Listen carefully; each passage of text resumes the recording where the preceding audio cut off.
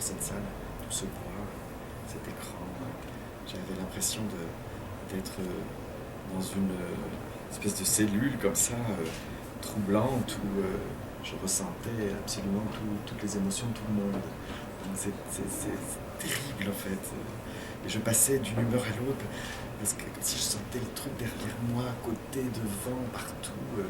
Il y a un moment, il y a un homme qui a ri au moment du suicide, et c'était terrible ce rire.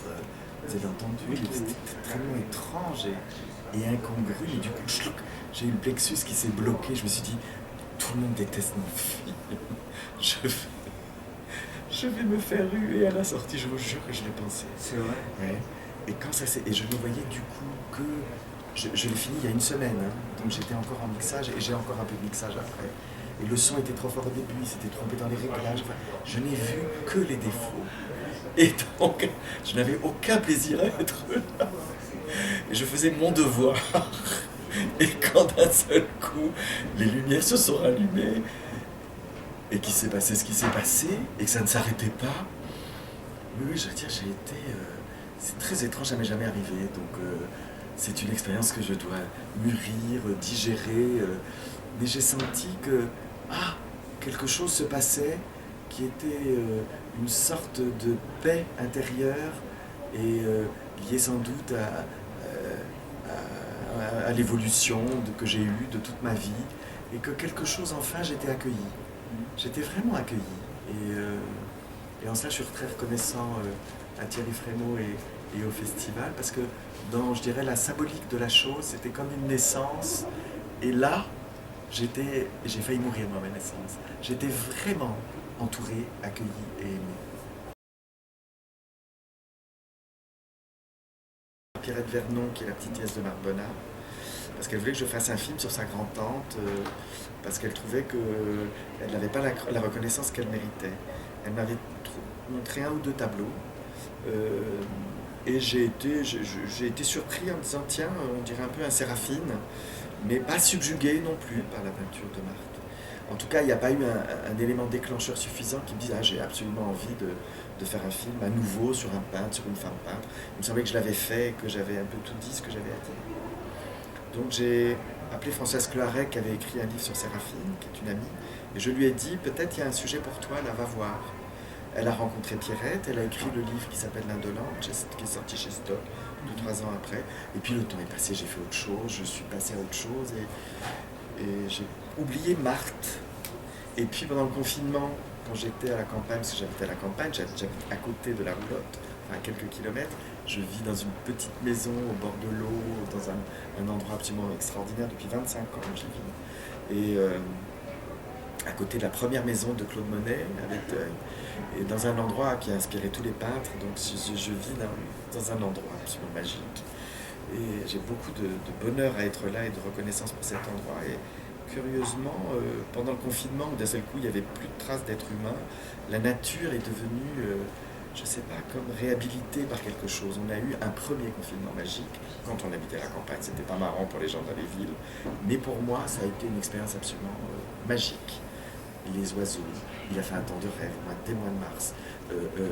La nature, tout s'est épanoui à un point. Ça a été un printemps extraordinaire. Et quand j'ouvre ma fenêtre comme ça, de mon petit salon, plein de fleurs, les cosmos en fleurs, le cerisier, tout ça. Je suis dans un tableau de bonheur. Et ça s'est remis à trotter dans ma tête. Marc Bonnard, j'ai pris quelques livres d'art et j'ai refeuilleté les œuvres de Pierre.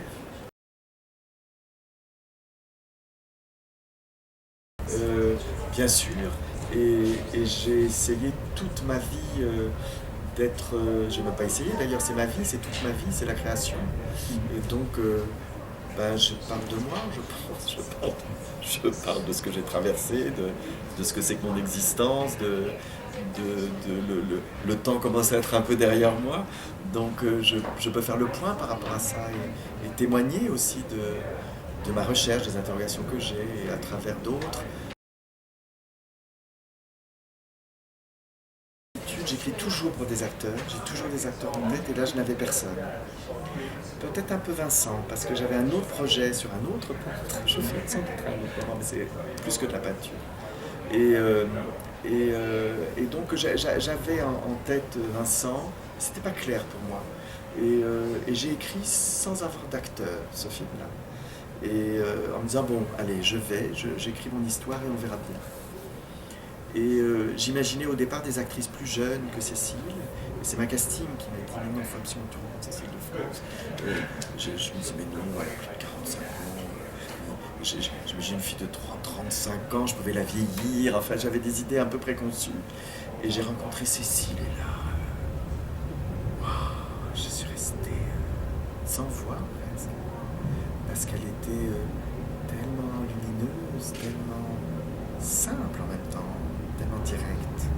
Et je me suis dit, oulala, ça va être une Marthe extraordinaire. Elle va apporter, c'est pas seulement se glisser dans un personnage, elle va apporter quelque chose. Elle va apporter une dimension au personnage et au film. Et c'est le cas. Tout à fait, dès les premières images. Dès les premières images. Et tout de suite, dès qu'elle m'a dit oui, j'ai réécrit. J'ai simplifié un peu le début pour raccourcir tout le début. Puis elle ne voulait pas se montrer complètement nue, donc c'était un petit peu compliqué. Et tant mieux, finalement, ce n'est pas le propos. Et puis il suffit de quelques scènes qu'il y a dans le film, elles sont assez belles et explicites pour qu'on ait le sentiment de ce nu permanent de Marthe dans l'œuvre de Bonnard. Et là, Vincent s'est tout de suite imposé. C'était évident, c'était le bon choix, c'était le complément. Et comme on avait envie de travailler ensemble, ça s'est fait très vite, à condition qu'il m'aigresse. Ah oui. J'ai changé complètement parce que c'était quand même.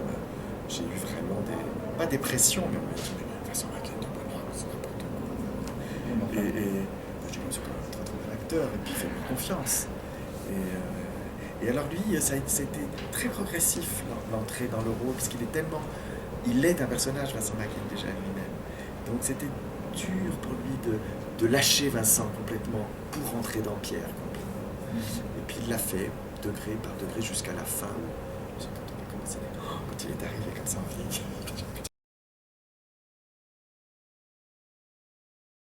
Alors qu'elle est victime de son milieu au début, qu'elle n'a pas les codes, qu'elle n'a pas encore une emprise. Tu disais que la relation avec Bonnard n'est pas encore solide.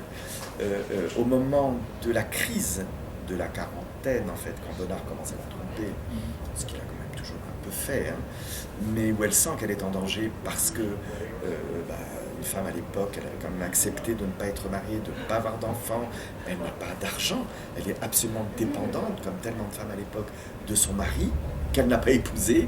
Elle était, entre guillemets, dans le marécage, dans la merde. C'est là où je la mets après dans l'eau, en face de Mésia, dans cette espèce de marais symbolique qui correspond à leur histoire, à toutes les femmes d'ailleurs. Et c'est là où elle s'explique, et c'est là où elle la confronte, et où pour la première fois, elle dit stop à quelqu'un qui socialement l'écrase.